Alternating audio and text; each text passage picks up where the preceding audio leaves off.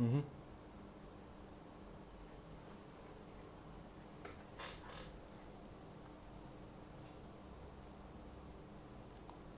Halo semua, halo. Kita invite Dr. Steven.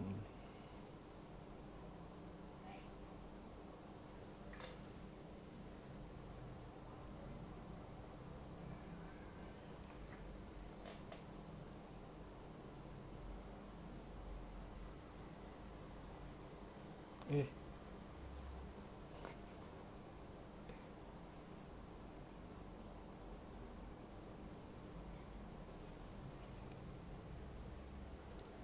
tunggu Dr. Steven.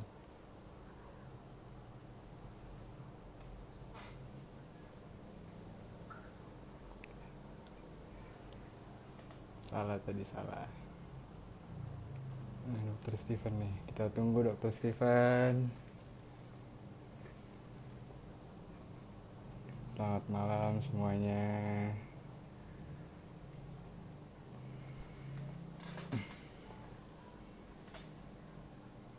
Gimana kabar semuanya? Baik-baik ya?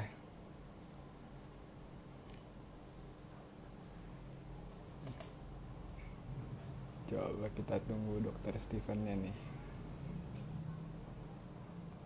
Selamat malam.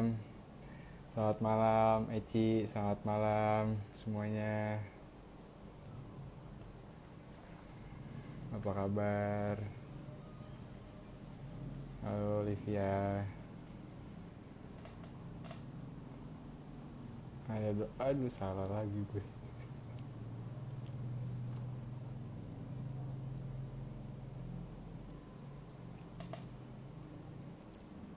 Kita tunggu Dr. Steven nih. Dr. Steven, Dr. Steven.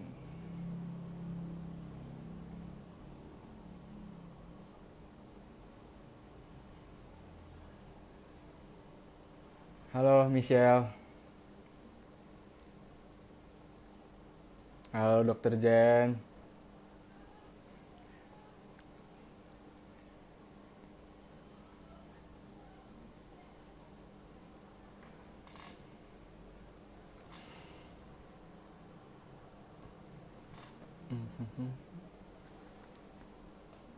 Kita tunggu Dr. Steven.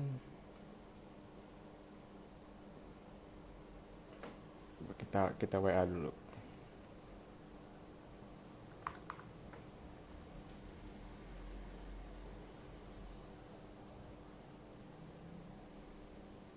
Nah, ini dia.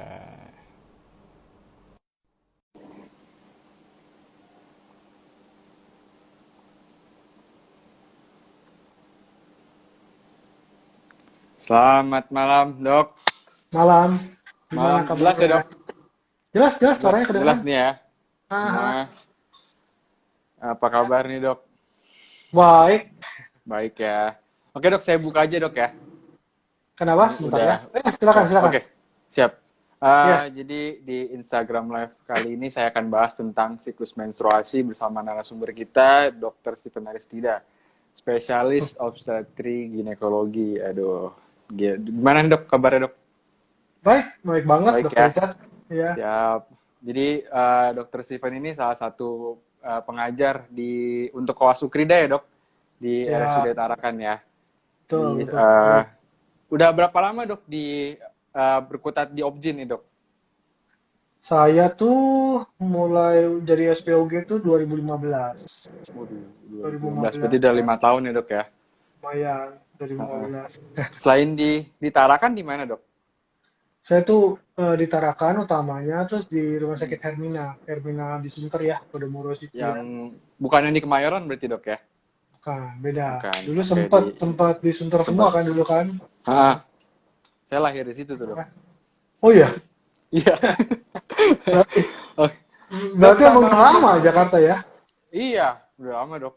Ah, Eh gimana Ini gimana? dok. Jadi ada nggak sih dok perubahan untuk konsultasi selama new normal ini nih? Nah itu sebetulnya tuh banyak yang bahas tuh. Kan ada istilah telemedicine Mm-mm. sama telekonsultasi kan, ya kan? Nah itu Siap. tata caranya gimana? Terus pasien-pasiennya seperti apa yang bisa diperlakukan untuk Mm. telemedicine telekonsultasi? Di dunia objin sendiri sih sebetulnya kalau sifatnya konsultasi itu sebetulnya ada aja seperti pemakaian KB, kontrasepsi, atau misalnya Mm-mm. pasien-pasien infertil. Pasien-pasien infertil tuh masih bisa diedukasi. Harus makannya apa, harus hubungannya berapa sering, dan sebagainya tuh bisa sebetulnya kalau jadi sentuhan konsultasi. Berarti via Tapi online ya dok ya? betul, tapi memang kalau kasus-kasus yang bersifat kegawat daruratan ya jangan dong. Misalnya Iya, siap. pendarahan, nyeri, atau misalnya kondisi-kondisi yang lain ya. Aduh, takut juga Harus kita kalau ada segera. apa-apa ntar. Siap. Iya, betul. Oke dok, kita langsung bahas Ya, ke siklus headnya di dok ya. Saya oke, buka silakan. slide-nya dulu sebentar. Oke. Oke dok. Eh, Jelas dok slide-nya ya? jelas, jelas. Suara saya Oke. jelas ya? Suara saya Jelas, jelas ya? jelas dok. Jelas. Oke, Oke dok. saya tuh kemarin itu buat teman-teman yang gabung pada malam hari ini bersama saya dan Dr. Richard.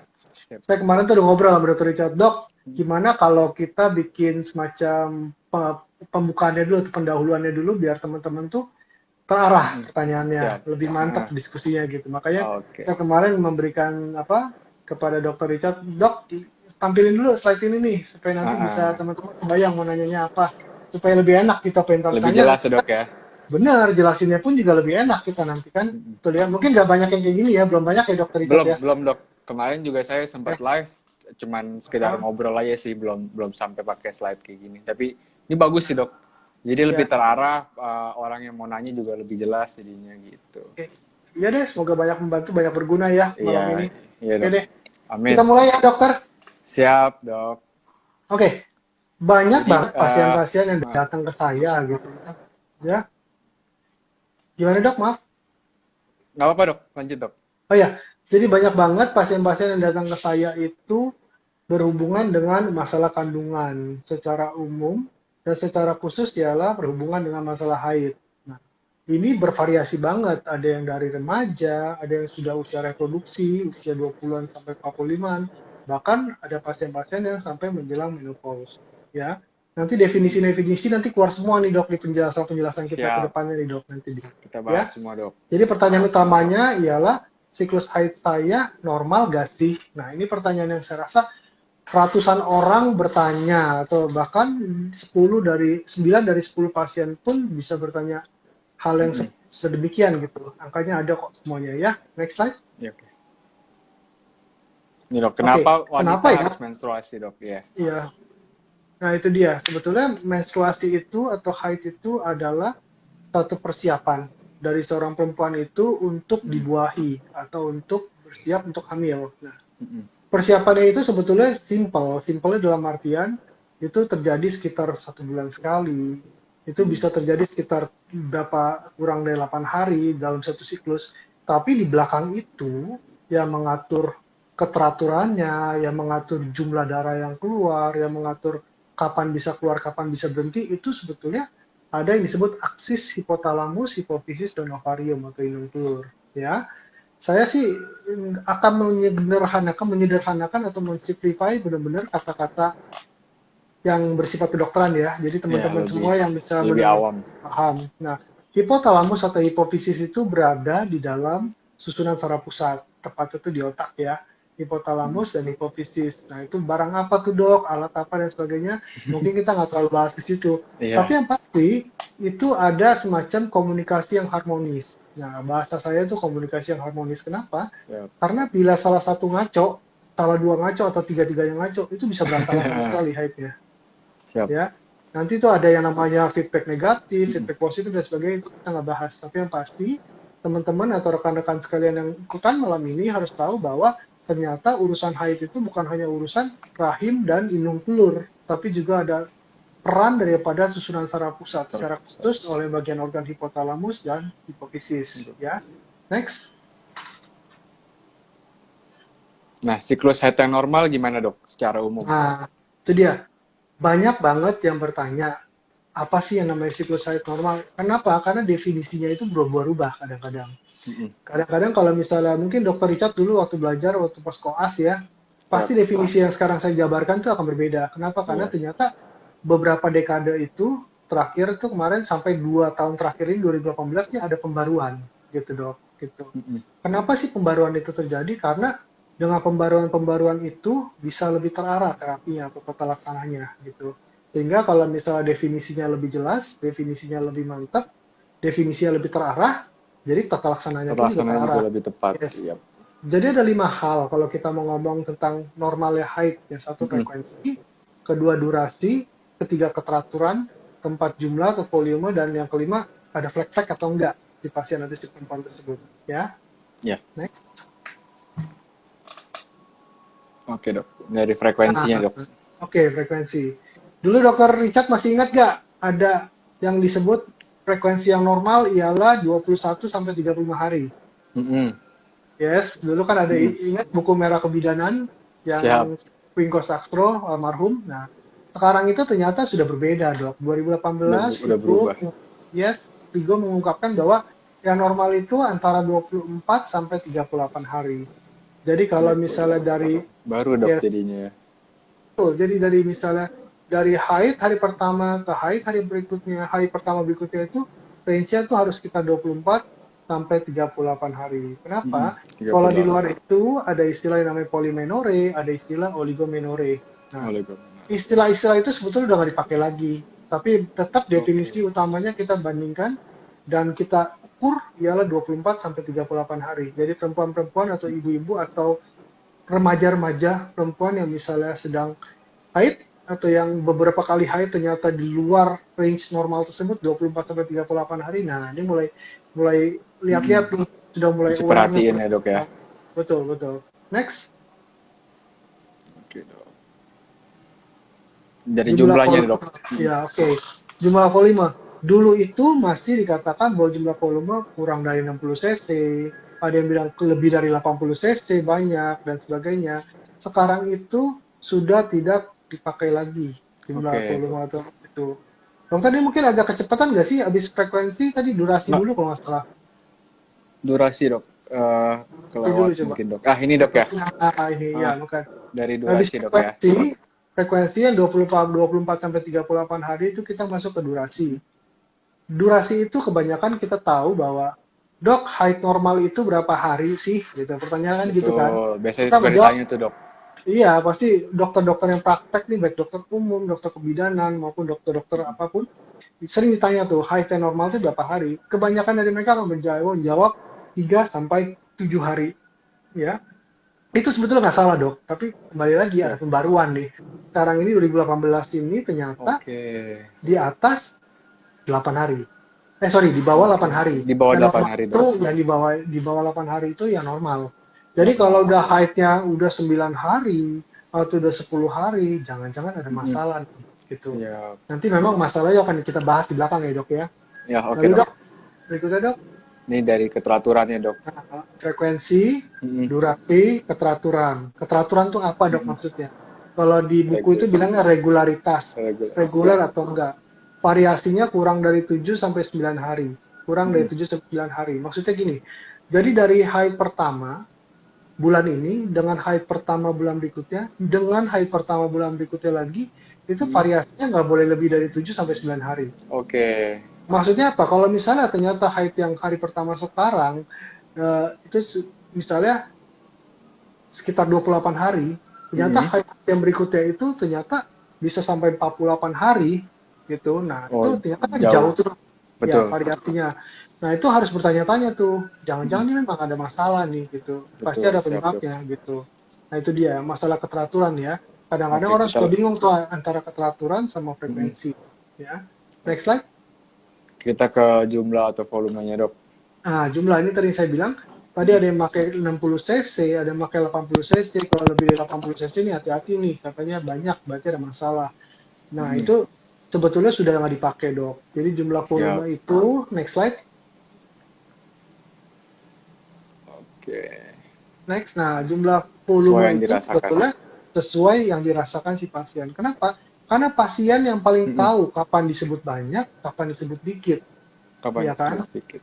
Karena kan dia yang sering yang setiap bulan atau Mengalami ya dok. mengalami. Jadi kalau misalnya dia merasakan, ih ini kok banyak banget ya sampai ganti 5 kali pembalut atau 6 kali pembalut, biasanya dia 2 kali pembalut, 3 kali pembalut. Itu kan pengganti sebulan seharinya gitu. Tapi kalau lebih dari itu, nah ini mulai hati-hati nih gitu, awareness-nya Hati kita ada mesti apa nih gitu turunkan. dok ya? Iya. Nah, kalau dulu itu kan masih dihitung, oh kalau lebih dari beberapa pembalut dibilang banyak, kurang dari beberapa pembalut dibilang Mm-mm. dikit. Sebetulnya kalau ternyata memang seorang perempuan gitu, memang biasanya setiap siklus memakai 5 pembalut, ya berarti sebetulnya nggak masalah dong harusnya, betul nggak? Siap. Karena kan sebetulnya ukuran setiap perempuan mengeluarkan darah haid itu nggak sama. Itu dia Mm-mm. makanya. Berbeda-beda dok. Heeh. Betul, makanya VIGO, Federasi International Gynecology Obstetrics itu mengungkapkan bahwa kembali lagi ke pasien tersebut, subjektivitasnya memang katanya tinggi, tapi kalau yang merasa atau yang mengalami ternyata saya nggak masalah kok, memang setiap bulan saya haidnya demikian banyak gitu, ya berarti Mm-mm. emang no problem gitu sebetulnya. Mm-mm. Ya kan? Mm-mm. Oke, next slide. Apakah ada Nah, flag-flag nih dok nih? apakah ada flag-flag? Tadi saya Mm-mm. sebelum ini saya bilang, banyak banget perempuan yang bertanya tentang haid normal itu seperti apa. Mm-mm. Kenapa? Pada kenyataannya ternyata NCBI, satu website penelitian, satu badan penelitian yang Mm-mm. sangat Benar. terkenal itu, mengungkapkan bahwa sekitar 80 sampai 90% perempuan usia reproduksi itu pernah mengalami yang namanya pendarahan di luar Flag-flag. haid atau flag-flag. Ya, perempuan Mm-mm. mengenalnya flag-flag atau Mm-mm. pendarahan di luar haid atau dibilang kayak semacam bercak atau spotting. Nah, itu Siap. banyak Mm-mm. istilah-istilah dari orang-orang awam yang memang seperti demikian yang dirasakan di antara Mm-mm. haid itu ternyata ada keluar darah ikutan atau darah sisaan ya kata mereka ya. Mm-mm. Next. Gangguan Nah, haid disebabkan apa apa aja aja nih nih yang dok? menyebabkan nih? Ini yang Nah, sebetulnya boleh. banyak banget yang bisa dia ngobrolin dok, sebetulnya gitu. Hmm. Kenapa? Karena setiap perempuan tuh apa ya karakternya beda-beda dan setiap perempuan mengalami apa ya istilahnya memiliki pekerjaan yang berbeda, memiliki makanan yang berbeda, memiliki Pola kebiasaan hidup juga dok olahraga. ya? Betul, pola hidup olahraga masuk di dalamnya itu Mm-mm. berbeda. Makanya variasi tentang gangguan haid ini banyak banget. Mm-mm. Gitu. Jadi jangan bingung kalau dokternya harus menyelidiki, oh harus periksa ini, periksa itu. Kadang-kadang memang diperlukan, gitu dok. Siap. Yes, next. Nah, ini Nah, gangguan-gangguannya nih dok. jadi tuh kita punya beberapa catatan. Ini kalau bahasa kedokterannya kita bilangnya Mm-mm. AUB, abnormal uterine bleeding. Nah itu Oke. mungkin kita nggak perlu tahu lah itu apa. Dulu Mm-mm. istilahnya pernah jadi PUB atau DUB, pendarahan uterin apa disfungsional PUD ya. Terus juga ada Mm-mm. istilah apa AUB dysfunctional uterine bleeding DUB DUB dulu kan. Nah dulu lagi dok itu pernah ada istilah menometroragi, menoragi, Main, main. metroragi, ingat gak dok? Mm-mm. Ingat-ingat dok. Terus ada Ah, istilah oligomenore, ada istilah polimenore. Nah itu istilah-istilah tersebut dipakai untuk menggambarkan oh ini haidnya kepanjangan, oh ini haidnya kependekan gitu. siap. Oh ini haidnya banyak banget heavy menstrual bleeding HMB, HMB. Oh ini haidnya terlalu sedikit, itu ada istilah-istilah itu. Nah itu kita udah nggak pakai itu lagi dok. Saya Udah bilang berubah tadi ya dok kita ya? pakainya AUB, abnormal uterine bleeding. Nah AUB itu ternyata banyak banget etiologi atau penyebabnya. Nah 4 teratas itu atau 4 yang utamanya itu ialah disebabkan oleh massa atau benjolan. Seperti satu tuh, Oke. polip. Nah, ini Boleh. pasti banyak banget yang pengen tahu polip ini apa. Ternyata bukan Mm-mm. hanya keluarin masalah perdarahan atau flek-flek antar haid, ternyata juga polip ini bisa menyebabkan fertilitas, masalah fertilitas. Oke. Ya. Empat Mm-mm. hal ini bisa dok menyebabkan fertilitas. Sebetulnya Oke. berikut-berikutnya juga bisa ya. Yang kedua adenomiosis. Nah, adenomiosis apa? Itu semacam miom, tapi sifatnya ada rembesan darah, darah haid yang masuk ke dalam rongga-rongga otot Oke dok. daripada rahim, otot miometrium. Mm-mm. Nah, terus yang tiga, mungkin nggak terlalu kenal leomioma, tapi kalau teman-teman mendengar kata miom, nah ini pasti tahu Nah, banget nih. Miom itu apa dok? Gitu. miom, Miom miom. sama nggak dok? Gitu kan gitu ya dok. Iya dok. Lalu yang keempat keganasan. Keganasan itu bisa aja keganasan di rahimnya, dinding rahim, atau keganasan di leher rahimnya. Gitu. Mm-mm. Ya. Nah yang berikutnya ini dok, yang kelima, Nah, ini gangguan pembekuan darah dok. Mungkin nggak banyak yang mengalami ini, tapi ada dok. Orang-orang kayak misalnya oke. hepatitis, itu misalnya Mm-mm. yang apa ya istilah jatuh sedikit berdarah. Berdarah. Atau kalau dia kurang makan apa, dia keluar darah. Bisa seperti itu dok. Atau masalah ovulatori, masalah apa kesuburan, masalah masa Mm-mm. subur tepatnya ovulator. Mm-mm. Kadang-kadang kalau menstruasi yang anovulator atau yang tidak mengalami ovulasi, dia bisa ngaco tuh dok, bisa manjang 3 Siap. bulan baru keluar haid. Kadang-kadang nggak keluar haid sama setahun bisa kayak gitu. atau bisa juga 6 dinding rahim. Nah, mungkin dokter sering banget kedatangan pasien, dok, dokter kandungannya bilang saya penebalan dinding rahim, dok. Nah, Iya sering nggak tuh, dok. dok? Sering-sering. Dia makanya penebalan dinding rahim atau ternyata oh dinding rahimnya terlalu tipis nih bu, bisa aja karena makan obat atau apa. Nah itu bisa menyebabkan gangguan haid ya. Iatrogenik. Nah iatrogenik dokter pasti ingat dulu waktu belajar iatrogenik ialah satu penyebab oleh tindakan medis atau misalnya pemasangan alat, contohnya seperti spiral dok. Yang paling sering ini Ya spiral. IUD Jadi ya dok. IUD. setelah kita pasang spiral, ternyata seminggu ke 2 minggu ada spotting. Nah, pasiennya panik Oke. tuh bingung, dok, ini kok keluar darah, kok Kenapa nih? spotting dok, Gitu dok ya. gitu. Kenapa gitu. Dan yang ke-8 tentunya lain-lain yang masih belum bisa dijelaskan. Jadi kalau ternyata Masih 7 banyak. yang lainnya itu ternyata nggak cocok dengan Bukan. kondisi pasiennya, pasti yang lain-lain ini gitu dok. Bisa kita lebih cari lebih dalam lagi dok ya. Ya, diagnosis eksklusif ya, Ah, eksklusional ya jadi dok, gitu. iya dok. Yes. Oke. Nah Nah, ini jadi dok. Lanjut ya dok. dok gimana? Ya, jadi sekali lagi nih saya seperti ungkapkan bahwa itu hanya sebagai semacam pembukaan teman-teman nanti, semacam brainstorming supaya banyak yang nanya nanti. Jadi jangan sungkan, jangan ragu kalau teman-teman mengalami gangguan haid, segera periksakan diri ke dokter Anda. Mungkin sebelum periksakan diri ke dokter Anda, tanya banyak banget nih hari ini atau malam ini sama dokter Richard Silakan atau tanya di kolom komen di komentar uh, dok ya, langsung ditanya aja ya dok ya. supaya nanti pas sampai ke dokter nih kepikir gitu, dok saya mesti Udah. nanya apa, ya atau dok saya mesti kepikirannya apa nih kemungkinannya penyakit saya gitu sih dok. Lebih jelas jadinya dok ya. Betul, lebih terarah dok, betul dok. Oke, saya yang nanya nih dok ya dari saya dok ya. Yes, Jadi silakan dok. ada nggak sih dok hal-hal tertentu yang bisa kita lakuin untuk cegah hal-hal tadi dok yang seperti penyakit miom, penyakit lain gitu dok. Ada nggak sih hal tertentu yang bisa kita lakuin? Baik, makasih dok. Jadi memang seperti yang dokter ungkapkan juga tadi ya sedikit ya bahwa lifestyle. Ingat dok, dokter ngomong lifestyle itu. Siap, iya dok. Nah, memang yang namanya haid itu kembali lagi seperti di slide awal bahwa dikatakan bahwa ada peran daripada susunan saraf pusat hipotalamus, hipofisis, dua bagian organ itu dan juga ovarium atau indung telur. Jadi kita harus tahu bahwa lifestyle kita, gaya hidup kita itu tentu menentukan gangguan haid terjadi atau enggak, atau siklus haid kita bisa teratur atau enggak. Contohnya, misalnya, menurut dokter kalau misalnya seorang atlet olahraganya Iya dok. terlalu keras, haidnya bisa terganggu nggak? Bisa dok. Bisa banget. Dia bisa kelelahan sehingga terjadi oxygen draining atau misal cell hunger sehingga nggak bisa terjadi ovulasi yang ujung-ujungnya nanti nggak bisa keluar haid gitu. Bisa terjadi Betul, seperti itu. siap dok. Atau misalnya kalau misalnya gangguan makan. Kalau dokter pasti tahu ya kalau perempuan-perempuan kalau misalnya remaja-remaja yang takut akan bentuk badannya, dia Siap. takut makan, dia minum, mohon maaf nih kayak teh diet atau misalnya makanan diet atau apa, itu ternyata bisa dok mengganggu. Dia bisa mengganggu kerja estrogen progesteron yang dikeluarkan oleh si telur atau si ovarium itu dok. Siap. Atau itu kan kalau misalnya saya ngomongin yang sulit untuk haid ya keluar haid. Ada juga pasien-pasien yang haidnya itu ternyata keluarnya sering, tapi bisa jarang dok, 2-3 bulan sekali gitu. Pasien-pasien seperti PCOS. Nah, ini kita banyak banget nih dok PCOS nih. Spektrumnya maksudnya gini, dari nggak keluar haid sama sekali, sampai sebulan aja bisa keluar 2 kali, 3 kali. Waduh. Itu dia Ini dok. salah satu masalahnya dok ya. Nah, jadi memang kata kuncinya satu dok, satu lifestyle gitu, gaya hidup kita gitu. Kalau gaya hidup kita makannya bagus, dalam artian nutrisi cukup, protein cukup, diet cukup, dalam artian dietnya itu diet serat, sama karbohidratnya tidak berlebihan. Sebetulnya indeks glikemik rendah lah, istilah makanan dengan indeks glikemik rendah, itu makanan. Kedua, olahraga.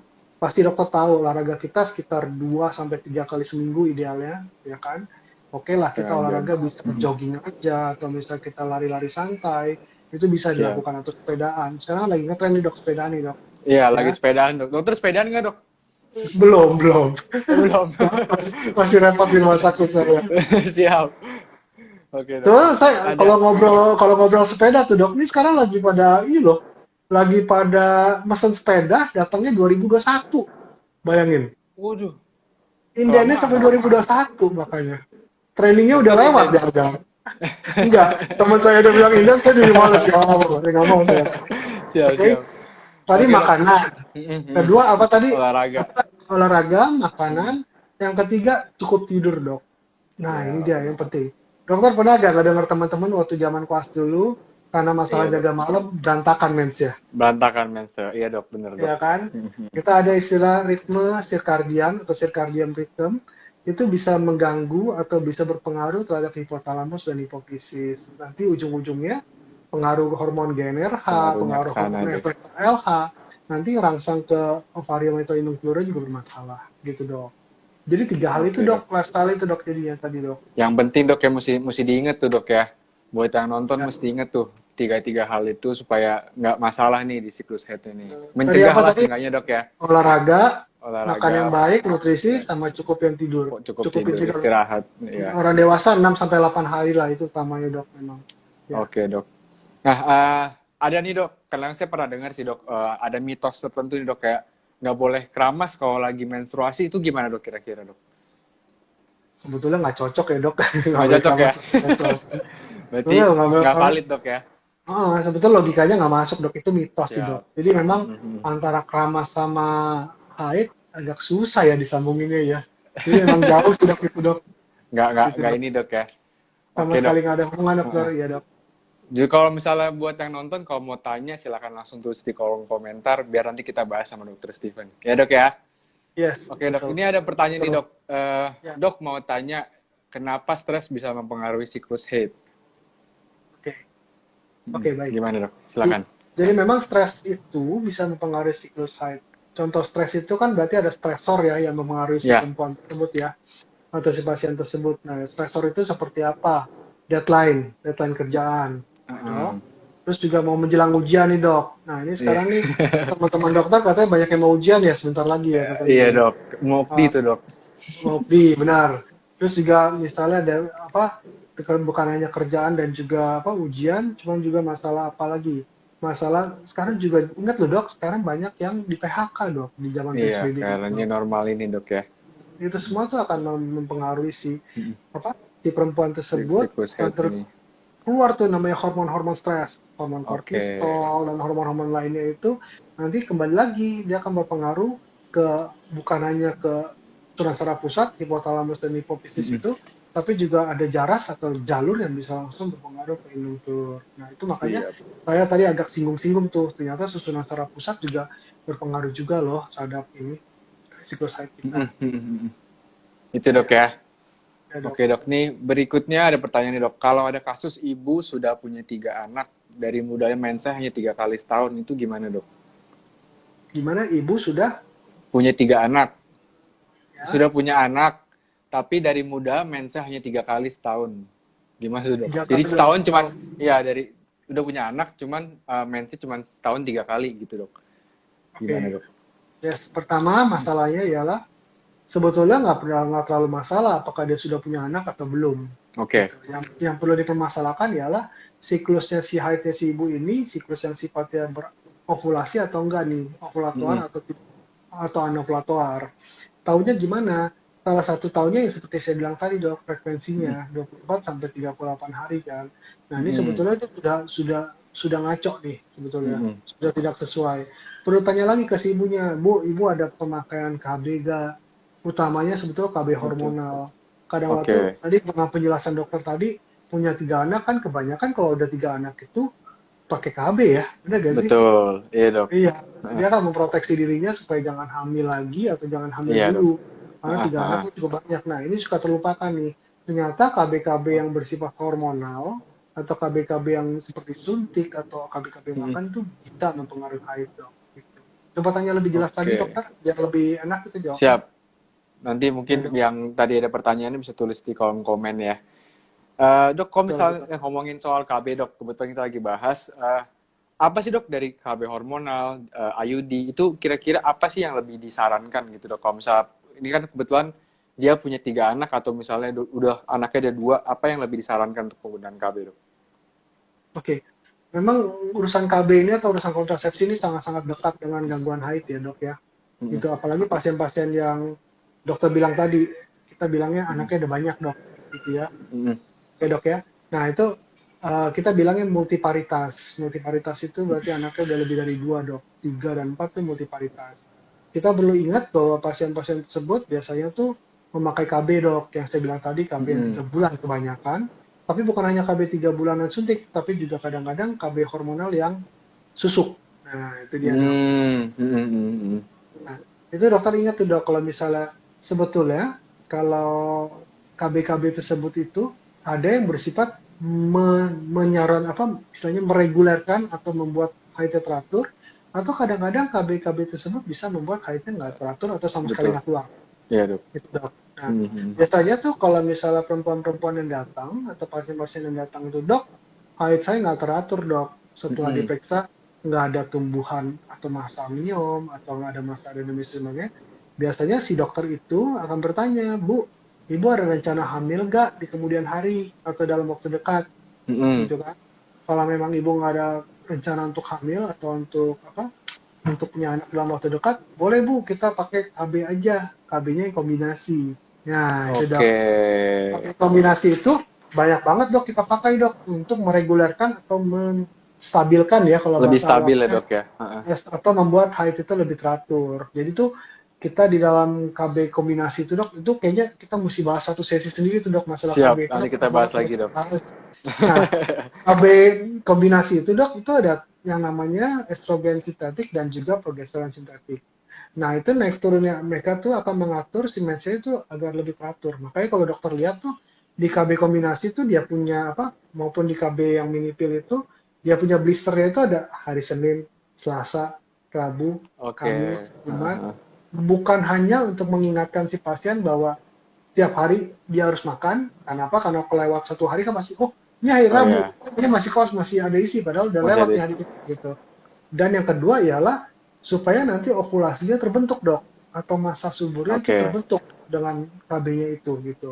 Kita tahu bahwa estrogen progesteron itu kombinasi pil tersebut atau kombinasi apa pemakaian kontrasepsi tersebut itu bisa menekan menekan daripada si ovulasi sehingga tidak terjadi sehingga tidak bisa terjadi kehamilan.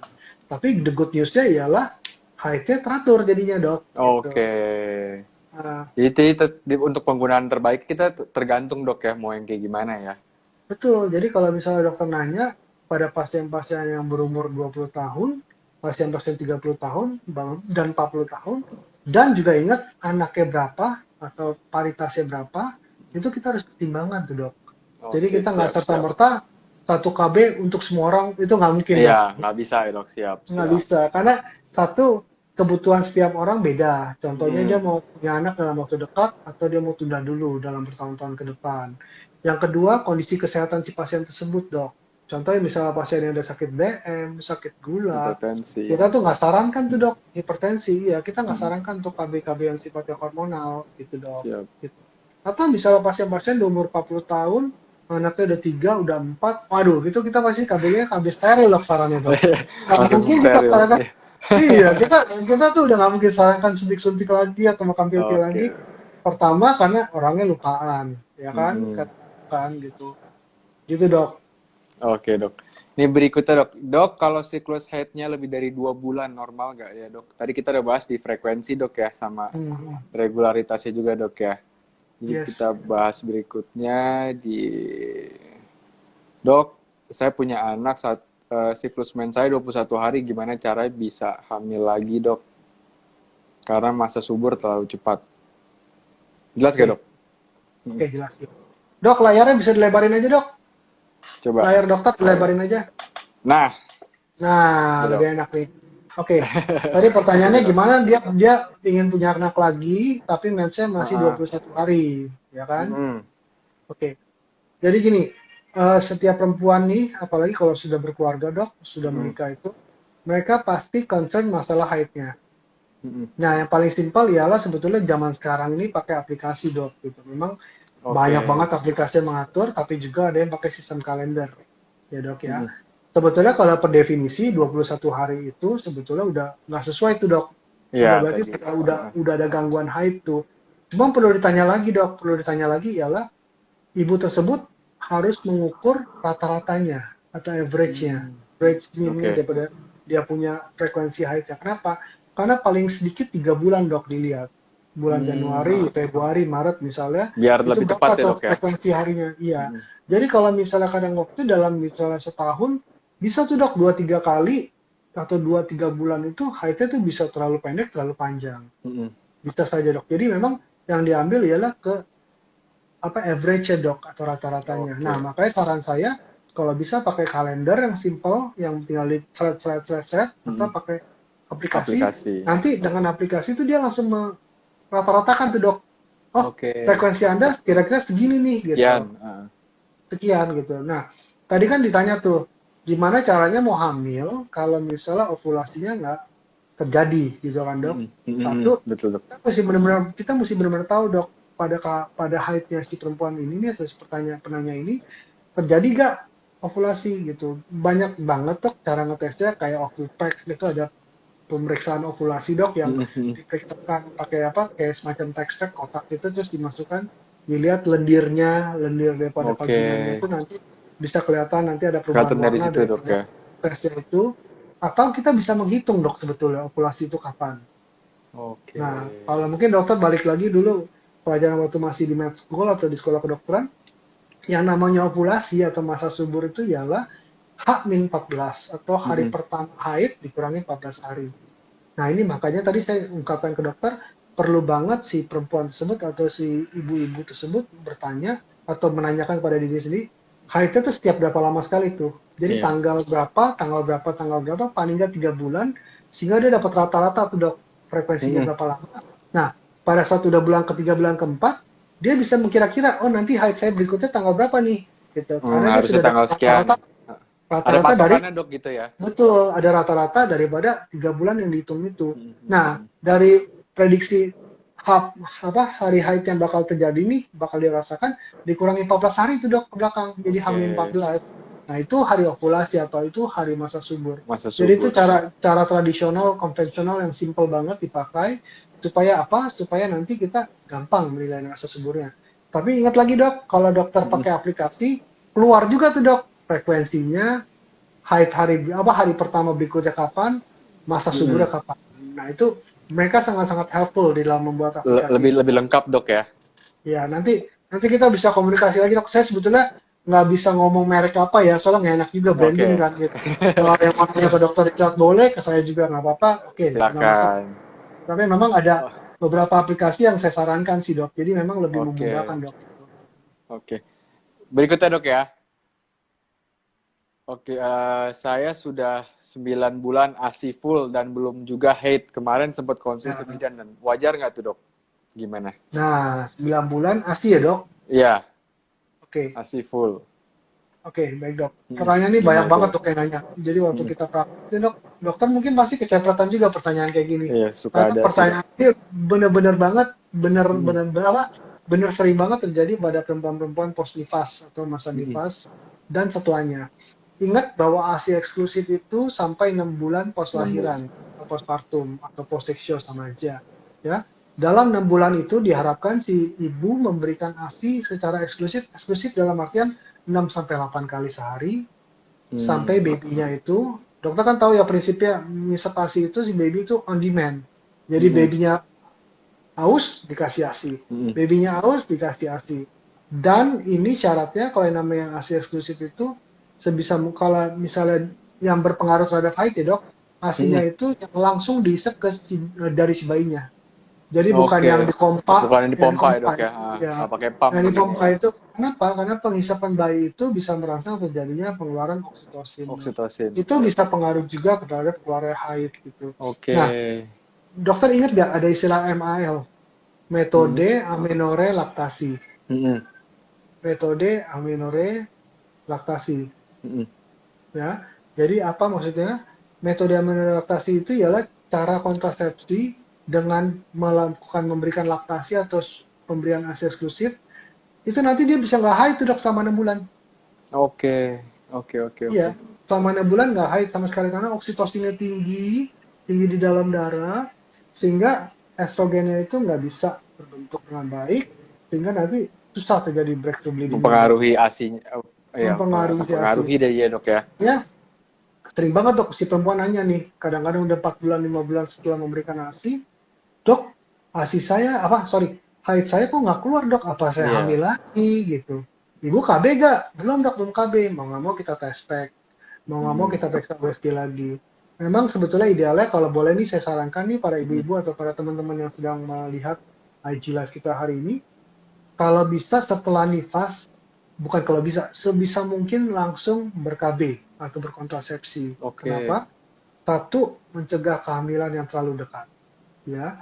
Yang kedua, mencegah keraguan. Kenapa? Kita ragu nih antara hamil atau nggak hamil gitu. Kenapa Hmm. dok?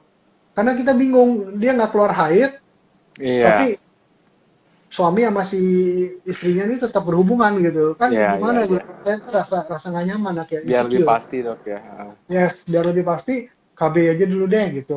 Ngalah dulu sekitar 1,5 tahun atau 2 tahunan gitu sebelum punya anak lagi tentunya ya. Tapi kalau misalnya kayak gitu, kalau penggunaan KB pengaruh nggak dok ke ASI-nya gitu? Karena Oh iya, takutnya tentu, ASI. tentu. Hmm. Betul. Pertanyaannya baik nih dok. Ini pertanyaan yang juga sering ditanyakan, pertanyaan ikutannya ialah, dok, kalau gitu saya pakai KB-nya yang tipe apa nih dok pas Hmm. lahiran? Kan saya kan Hmm. kasih ASI, jadi saya mau kasih, pokoknya baby saya mesti eksklusif dok. KB apa Hmm. yang sesuai ya? Pertanyaan gitu ya. Nah, KB yang mengganggu air ASI ialah KB yang mengandung estrogen. Itu Oke. dok. Atau turunan estrogen atau estrogen sintetis. Kenapa? Karena KB estrogen itu atau yang estrogen itu dia akan menghambat tuh dok. Dia menghambat. Oke. Dia akan sekali lagi kerjanya di hipotalamus dan hipofisis. Akhirnya pengeluaran Hmm. GNRH, akhirnya pengeluaran FSH dan LH terganggu, feedback mekanismenya juga terganggu. Nah, hasilnya juga bisa akan terganggu juga dok keluarnya gitu untuk laktasinya itu. Ya, dok, ya. Oke. Jadi saran saya KB-nya yang non hormonal sekalian seperti pemasangan spiral atau memang Oke. kalau ibu ya ada cukup anak di steril sekalian atau KB-nya yang single. Hmm. Jadi single single ini dok single substance maksudnya Iya, apa? cuman. Progestin only. Contohnya kayak DMPA Oke. suntik 3 bulan atau yang kalau obat makan ya di pil sekalian dok mini pil. Atau satu Oke. lagi dok yang mungkin Apa? nggak terlalu banyak populer KB yang disusuk dipasang di sini dok. Oh, ini masukin ya dok ya? Yes, prinsipnya sama sih dok sebetulnya ke depo juga depo progestin. Jadi sebetulnya mencegah kehamilan atau sebagai kontrasepsi tapi nggak mengganggu erasi gitu dok. Oke. Dok, ini ada pertanyaan nih dok. Ya dok. Malam dok, izin bertanya, bolehkah berhubungan intim suami istri saat menstruasi? Gimana dok? Oke. Sebetulnya satu saya sangat-sangat tidak setuju. Mengapa? Saya rasa juga ada agama tertentu yang nggak setuju ya dengan ini ya gitu. Kenapa? Mm. Akhirnya kita memperlakukan perempuan semacam binatang nih, tanda kutip ya. Mohon maaf nih saya ngomong gitu. Kenapa? Karena lagi haid aja, tanda kutip dipakai juga Mm. gitu. Itu kan seperti manusia atau Mm. binatang sih nggak ngerti banget. Itu kan sebenarnya perempuan lagi sedang Mm. menderita. Oh lagi haid satu. Terus Siap. kedua, banyak juga teori yang mengatakan kalau misalnya kita sedang, kalau perempuan sedang haid dan dipaksa juga untuk campur, akan terjadi namanya retrograde, dok. Retrograd. Jadi Oke. perdarahan Mm. menstrual retrograde, artinya apa? Dari darah yang harusnya keluar karena disodok, mohon maaf, Nah, disodok-sodok atau diberikan penetrasi dari bawah, dari suami uh, itu, akhirnya darah yang harusnya keluar menstruasi malah keluar, dok, melalui tuba, akhirnya masuk ke rongga abdomen. oke. Pelvis. Akhirnya apa ujung-ujungnya? Bisa terjadi namanya endometriosis, dok. Dokter tahu Siap. teorinya Mm. dulu kan Mm. Mm. salah satu etiologi daripada salah satu apa ya istilahnya penyebab Itu dari penyebab. teori penyebab endometriosis itu iya retrograde menstrual bleeding jadinya. Oke, oke, oke, oke. Nah itu jadi saya nggak salah sangat-sangat nggak Sangat sarankan tidak dok ya. mensarankan dok ya. Secara keilmuan kesehatan itu atau dunia medis itu sangat-sangat tidak sehat dok. Dan saya Hmm. sekali lagi saya bilang secara agama juga saya rasa nggak sehat juga ya itu ya. Ya kan juga Gitu dok. bisa infeksi menular seksual juga bisa dok ya. Bisa Hmm. banget dok. Jadi kalau memang Oke. suami istri pada saat menstruasi tapi hubungan ya mohon maaf aja. Saran saya sih ya hubungannya secara oral dulu aja gitu atau misalnya mohon maaf pakai tangan dulu aja gitu bisa kok. Jadi memang bercumbu itu kan bukan hanya masalah penis ketemu vagina ya gitu bisa Iya. dengan cara lain yang penting kan memang sama-sama menikmati dan sama-sama tidak dirugikan dok itu dia. Cara lain lah dok, kita pakai alternatif lain ya dok ya. Iya kalau nggak kan kasihan juga ya perempuannya ya betul kan dok. gitu. Oke dok, selanjutnya nih dok, ada lagi banyak nih dok yang Yes, lumayan nanya dok. Jadi ya, antusiasmenya lumayan bagus ya dok ya. yes. Dok, kalau haid dalam 1 bulan itu 2 kali pada usia 25 tahun itu masih wajar atau enggak dok? Oke, dalam sebulan Silakan itu dok. 2 kali. Berarti itu Iya dok. sekitar 15, berarti 15 hari sekali ya dok ya, berarti Iya. ya. Mm-mm. Nah, itu sebetulnya kembali lagi tuh dok, seperti yang saya bilang ke dokter. Yang Kalau tadi. ternyata dalam rata-rata per 3 bulan, atau misalnya dalam rata-rata kita panjangin 6 bulan dan 9 bulan dan sebagainya, itu ternyata memang benar dalam sebulan itu 2 kali, itu Mm-mm. setiap bulan itu dalam 9 bulan sampai setahun tuh 2 kali sebulan, 2 kali sebulan, 2 kali, itu berarti udah nggak sehat dok. Itu berarti udah Oke. nggak sehat. Sekali Jadi lagi tetap yang kita harus itu tiga, tiga, rata-ratanya tiga dok ya. bulan itu dok ya. Ya, Mm-mm. rata-ratanya dok itu. Kenapa nggak sehat? Karena memang tadi definisi jelas dok, 24 sampai 38 hari. Gitu, kalau dalam Oke. range segitu, setiap haid yang keluar dari bikinan itu ialah haid yang normal, itu haid yang sehat dok. Kalau memang itu lebih cepat, itu Mm-mm. maka itu hati-hati tuh dok, mesti segera periksakan diri tuh. Penyebabnya bisa apa aja tadi yang saya sebutkan 9 tadi Iya, itu dok. iya. Gitu. Mungkin Itu salah juga satu di paling antara paling itu dok. tersering dok ya. Ya, jadi memang itu nomenklatur atau penamaan atau pencatatan penyebab itu sudah dicatatkan oleh Vigo dan itu sudah berasal dari ilmuwan sedunia dok, itu dok, itu terbaru dok, Siap. 2018 itu Siap. nomenklaturnya. Paling Iya, paling baru dok ya. iya dok. Oke dok, nih ada berikutnya. Dok, haidnya kalau random, nggak terjadwal gitu. Mungkin ini dari frekuensinya tadi dok ya. Kita lihat, Iya, betul. harus dilihat dari 3 bulan itu dok ya. Iya, betul. Berikutnya dok, makanan apa sih yang dihindari untuk memperlancar haid? Oke. Mm-mm. Jadi apa ya? Mungkin bahasanya makanan apa bukan menghindari untuk memperlancar haid ya. Mungkin Mm-mm. makanan apa yang disarankan untuk mendapatkan haid yang teratur atau haid yang Iya lancar. dok, Itu dok. siap. Tadi sebetulnya saya sudah ungkapkan dok di awal-awal, memang cuma sedikit sih. Satu ialah makanan-makanan yang dengan indeks glikemik rendah Ini dok. sebagai rendah. Nah, indeks glikemik rendah rendah. Nah, itu kita coba googling deh makanan apa aja. Masih Sebetulnya gula. kalau teman-teman di gizi nih, SPGK ini, gizi klinis ini, pasti banyak yang protes ya mas saya, dokter Stephen jangan ngomong asal indeks glikemik rendah aja. Itu mesti dijabarin dok, karena di indeks glikemik rendah pun juga ada ketentuannya, ada klasifikasinya gitu. Nah, Siap. kalau misalnya teman-teman pernah dengar istilah PCOS atau Mm-mm. PCOS ya, kalau bahasa itunya, Pecos. bahasa cepatnya itu PCOS ya. Itu ada yang namanya lean PCOS, ada yang namanya obese PCOS. Oke. Nah, jadi tuh kalau dihitung-hitung ternyata yang obese itu lebih banyak dok dari yang lean. Jadi orang-orang yang kegemukan sehingga bisa menyebabkan PCOS itu lebih banyak daripada yang PCOS yang dengan badan yang kurus. Hmm. Gitu dok. Itu kenapa? Itu kenapa? Karena terus-menerus dia makan dengan makanan-makanan yang indeks glikemiknya tinggi dok, atau high in glycemic index. Jadi Oh, kita sebenarnya sama-sama terlalu terlalu kebanyakan indeks glikemik yang tinggi, akhirnya bisa ke sana dok ya. betul. Jadi itu yang namanya indeks glikemik tinggi itu dia akan merangsang insulin, Mm-mm. terus-terusan dirangsang, kita tahu Mm-mm, ya mm-mm. gula itu di dalam darah akan apa istilahnya merespons, istilahnya apa ya, akan menstimulus di insulin, Si di insulin untuk sel pot. beta pankreas untuk mengeluarkan insulin kan. Mm-mm. Insulinnya terus keluar tapi tetap dikasih gula tinggi, tetap makannya indeks glikemiknya tinggi, Mm-mm. akhirnya sel beta pankreasnya kecapean. Resistensi insulin. Terjadinya resistensi insulin. Sudah masuk resistensi insulin, akhirnya sudah tidak bisa dicegah lagi yang namanya gula darah tidak bisa masuk ke dalam otot. Gula otot Mm-mm. atau nggak bisa masuk ke dalam organ. Sehingga nggak bisa dipakai dengan baik. Akhirnya apa yang terjadi? Akan terjadi penumpukan lemak di bawah kulit, subkutan. Oke. Nah, itu lemak di bawah kulit itu nanti akan mengganggu terjadinya metabolisme estrogen, dok. Kalau udah sampai itu terjadi, itu pasti Wah, berantakan, dok. Itu dia. panjang. Makanya sebetulnya apa ya, kembali lagi kalau makanan kita yang teratur, nutrisi kita, dan bukan hanya makanan yang teratur ya dok, olahraga Hmm. juga. Jadi kalau dok, makanan apa yang teratur, yang pertama paling saya kepikiran ialah yang indeks glikemik rendah. Kita mesti baca lagi, kita lihat lagi macam-macam apa indeks glikemik rendah, kayak misalnya roti gandum, kayak misalnya serat-seratan yang tinggi, nah itu bagus dok. Tapi ingat lagi dok, kita bukan hanya makanan yang memiliki indeks glikemik rendah, tapi juga perlu yang protein tinggi, Oke. misalnya dagingnya, Mm-mm. telurnya, baik putih telur maupun kuning telurnya. Jadi jangan langsung berpikir karbohidrat dan karbohidrat ya dok gitu. Kita Ya, berpikir gitu. balik ke gizi sempurna dok ya sebenarnya ya. Salah satu Ya, polanya di situ ya dok ya. ya kalau orang gizi sekarang udah nggak pakai 4 sehat 5 sempurna dok, tapi makannya dengan gizi seimbang. Nah, Gizi seimbang ya.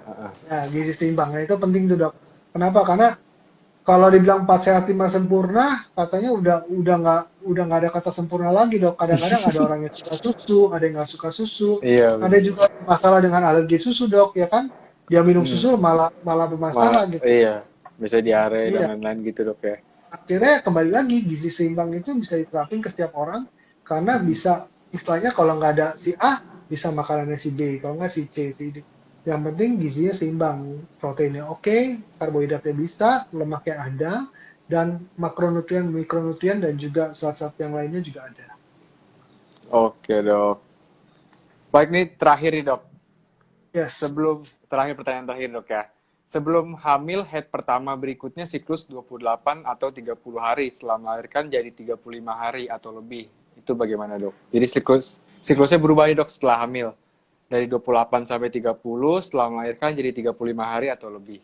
Itu bagaimana dok? ya, oke.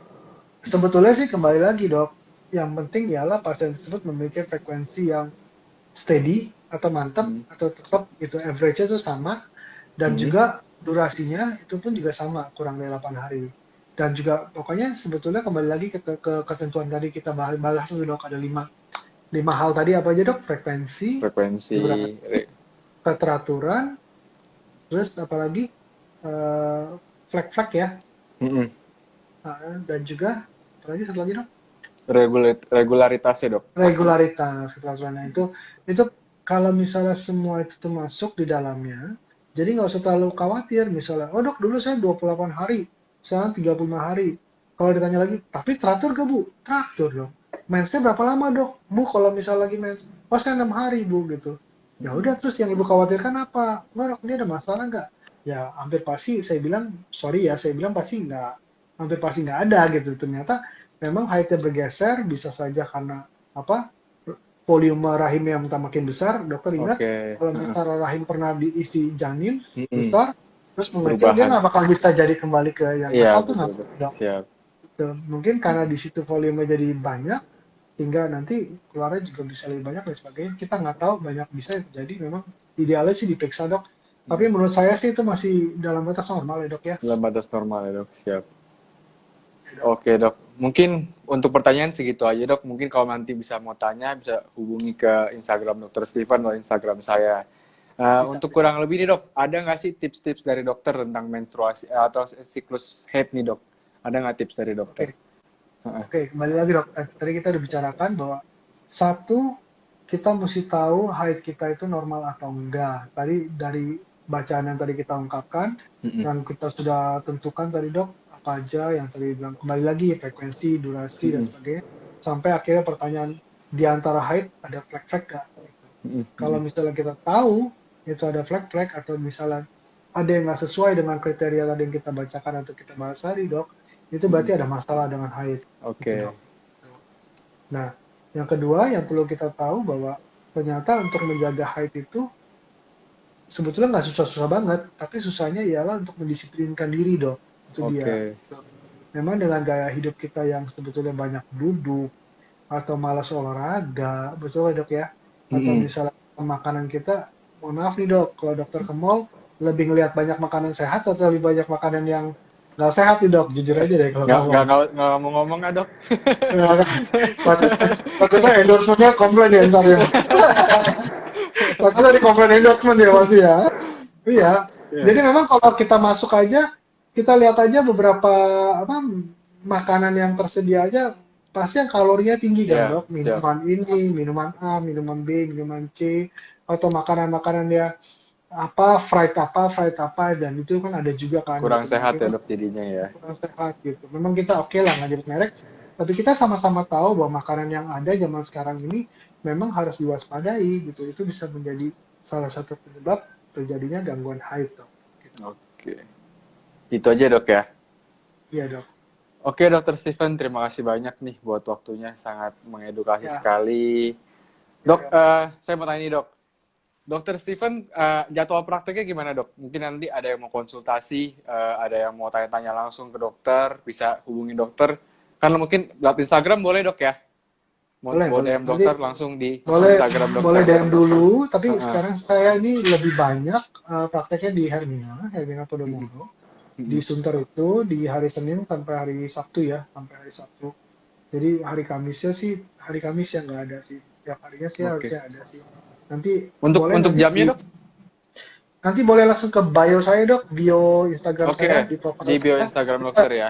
itu ada link tree, nanti dokter bisa langsung klik ke pendaftarannya itu Oke, bisa langsung dijabarkan oke, ke oke. jam-jamnya. Dokter lebih enak dok jadinya hari-harinya. Gitu. Gitu sih dok. Jadi tinggal hubungin dokter langsung ya dok. Jadi bisa nanti hubungin dokter Steven di Instagramnya di @stevenaristida ya dok ya. Ya nama saya langsung, betul dok, betul. Oke, jadi Ya, tinggal kalau mau bertanya tinggal langsung ke sana. Nanti jadwal prakteknya bisa langsung ditanya di sana. Tempat prakteknya juga langsung di sana. Oke dok, bisa. terima kasih banyak dok Oke, buat waktunya dok. Sangat sangat oke, sama-sama dok. membantu sekali dok, sangat bermanfaat. Siap, terima kasih Ya, banyak ya terima dok. kasih Sampai sama-sama. ketemu nanti Ya, di berikutnya dok. sampai ketemu. Siap. Ya Ya, dok, ya, oke. terima kasih dok Ya, ya. makasih dokter. Ya, Terima yuk. kasih dok. Ya, Selamat malam semuanya. salam. Ini dari Ya, selesai semua Instagram live-nya. Mungkin bisa dicek nanti di feed kita. Terima oke. kasih yang udah nonton. Dan sampai jumpa di live Instagram berikutnya. Baik, Dok, baik. makasih Terima dok kasih ya. semuanya. Yuk.